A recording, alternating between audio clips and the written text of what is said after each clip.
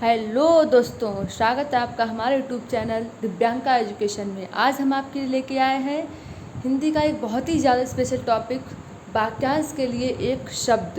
पहला पार्ट हम आपके लिए अपलोड कर चुके हैं और ये है दूसरा पार्ट उसका।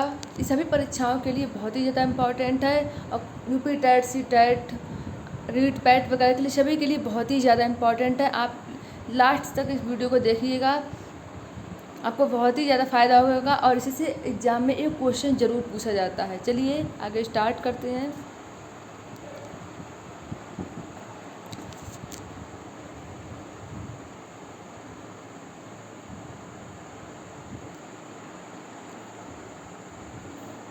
जो जन्म से ही अंधा हो उसे क्या कहते हैं हम? जन्मांध। क्या कहते हैं उसे हम?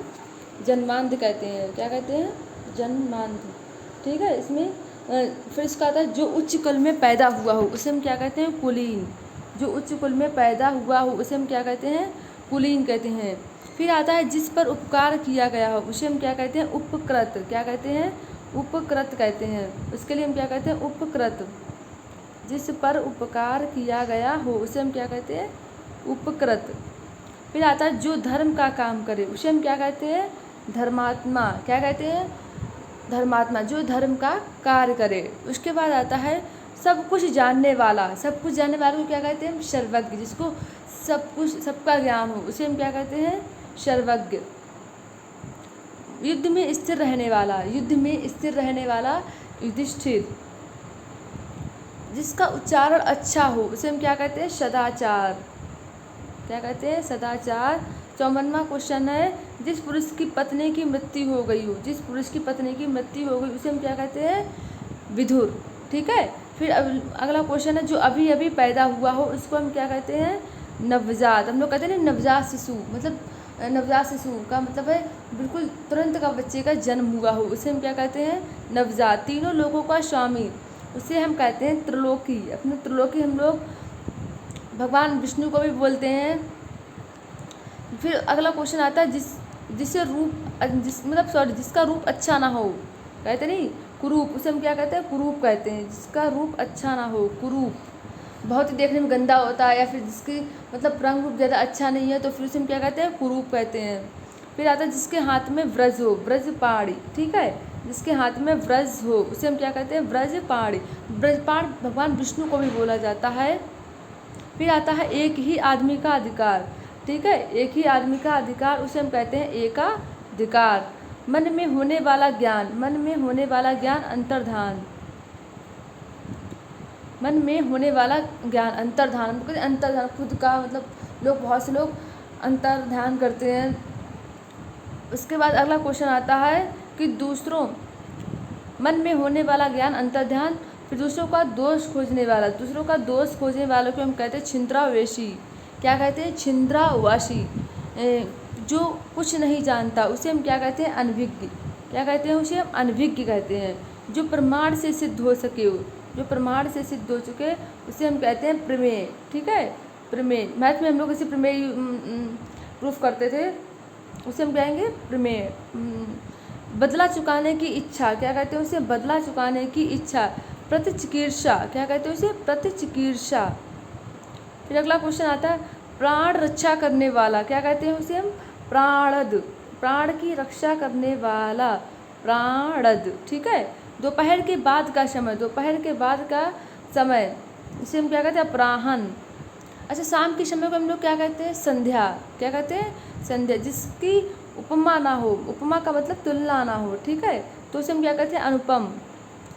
फिर आता है जिसका निवारण हो सकता, जिसका निवारण ना हो सकता हो। जिसका निवारण ना हो सकता हो उसे हम कहेंगे अनिवारणीय। क्या कहते हैं? अनिवारणीय। जिसकी उपमा, जिसकी अपेक्षा ना हो उसे हम क्या कहते हैं? अनपेक्षित। जिसकी अपेक्षा ना, अपेक्षा का मतलब जिसकी हम संभावना, जिस काम की हम संभावना ना कर सकें। जैसे हम कहते हैं हमें आपसे ये उम्मीद नहीं थी या फिर हमें आपसे ये अपेक्षा नहीं थी। जैसे अपेक्षा का मतलब यहाँ पे लगाया गया है उम्मीद। ठीक है। जिसकी अपेक्षा ना हो उसे हम कहते हैं अनपेक्षित। अपनी प्रशंसा करने वाला। अपनी प्रशंसा करने वालों को हम क्या कहते हैं? आत्मश्लाघी।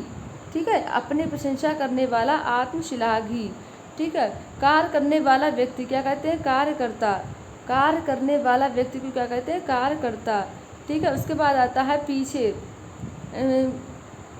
जहाँ दूसरों के पीछे चलने वाला क्या कहते हैं, अनुयायी। अनुयायी पता, जैसे मतलब बहुत बड़े बड़े गुरु होते हैं, तो जो उनके जो पीछे चलने वाले होते हैं, उनके जो शिष्य होते हैं, जो उनका प्रचार प्रसार करते हैं जगह जगह, उन्हें हम क्या कहते हैं, अनुयायी कहते हैं। क्या कहते हैं, उन्हें हम अनुयायी कहते हैं, ठीक है। फिर आता है जहाँ जाना संभव ना हो, जहाँ पहुँच ना सकें, उसे हम कहते हैं अगम।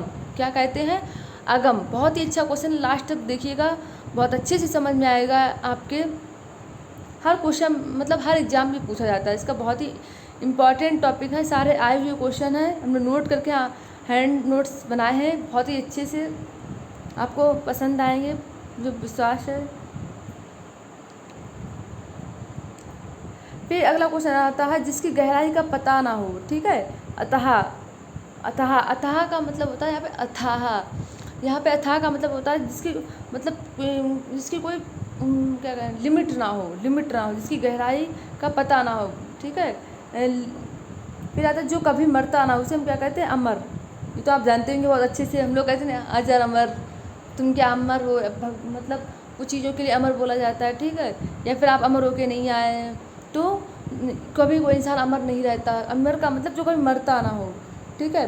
तो ऐसा तो सिर्फ फ्यूचर ही है फिलहाल तो, और जो कभी मरता ना हो, अमर। फिर आता है जो सदा से चला आ रहा है, उसे हम क्या कहते हैं, अनवरत।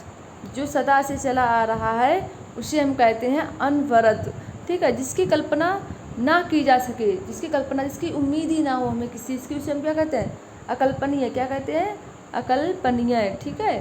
फिर आता है कम खाने वाला, कल खाने वाले को हम क्या कहते हैं, अल्पाहारी।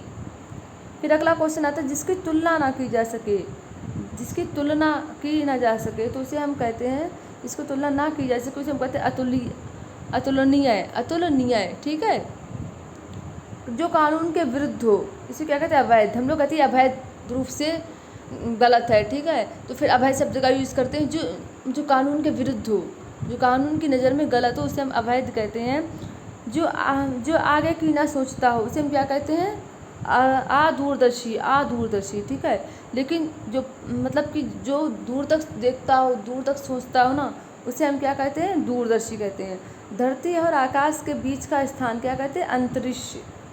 धरती और आकाश के बीच का स्थान अंतरिक्ष। अगला क्वेश्चन है जिसने देश के साथ विश्वासघात किया हो, ठीक है। जिसने देश के साथ विश्वासघात किया हो उसे हम कहते हैं देशद्रोही, ठीक है। फिर आता हर समय देर से काम करने वाला, हर समय देर से काम करने वाला, उसे हम कहते हैं दीर्घसूत्री। क्या कहते हैं उसे हम, दीर्घसूत्री। फिर उचित से कम मूल्य आंकना या लगाना, ठीक है। जैसे उसे हम कहते हैं अवमूल्यन, उसे हम कहते हैं अवमूल्यन। उचित से कम मूल्य आंकना या लगाना, क्या कहते हैं, अवमूल्यन। अगला क्वेश्चन आता है व्याकरण के ज्ञाता, व्याकरण के ज्ञाता को हम कहते हैं वैयाकरण। क्या कहते हैं, वैयाकरण। उसके बाद आता है जिस पेड़ के पत्ते झड़ गए हों, जिस पेड़ के पत्ते झड़ गए हों उसे हम कहते हैं अपथ। बहुत अच्छे से समझिए, आप मेरे साथ डिवाइस करिए, ऐसे पढ़ते चलिए तो आपको बहुत अच्छे से समझ में आएगा। जिस पेड़ के पत्ते झड़ गए हों उसे हम कहते हैं अपथ। क्या कहते हैं, अपथ। पेट की अग्नि को क्या कहते हैं, जठराग्नि। क्या कहते हैं, जठराग्नि। पेट की अग्नि को क्या कहते हैं, जठराग्नि। मदिरा पीने का प्याला, उसे हम क्या कहते हैं, मदिरा पीने का प्याला, ठीक, उसे हम कहते हैं चूषक। क्या कहते हैं, चूषक।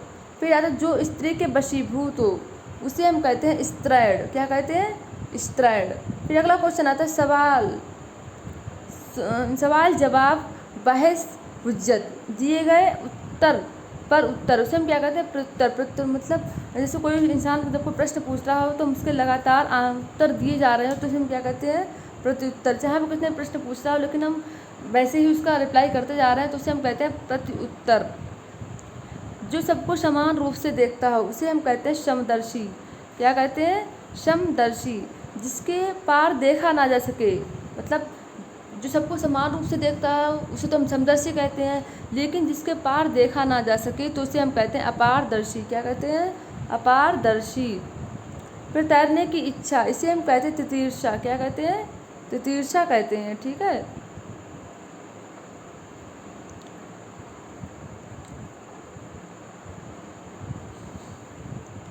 फिर अगला क्वेश्चन आता है जिसके हाथ में शूल हो, उसे हम कहते हैं शूलपाणी। क्या कहते हैं उसे हम? शूलपाणी। फिर अगला क्वेश्चन आता है जिसके पास कुछ भी ना हो, जिसके पास कुछ भी ना हो उसे हम कहते हैं अकिंचन। ठीक है, उसे हम कहते हैं अकिंचन। चलिए दोस्तों, आपको मेरी वीडियो अच्छी लगी हो तो इसे लाइक करें, शेयर करें और सब्सक्राइब करें। और आपको किस टॉपिक का वीडियो चाहिए जैसे वो हमें आप कमेंट सेक्शन में ज़रूर बताएं, और हम आपको कोशिश करते रहेंगे ऐसी परीक्षाओं के लिए वीडियोस लाने की। चलिए दोस्तों, नमस्कार, स्वागत है आपका हमारे यूट्यूब चैनल में।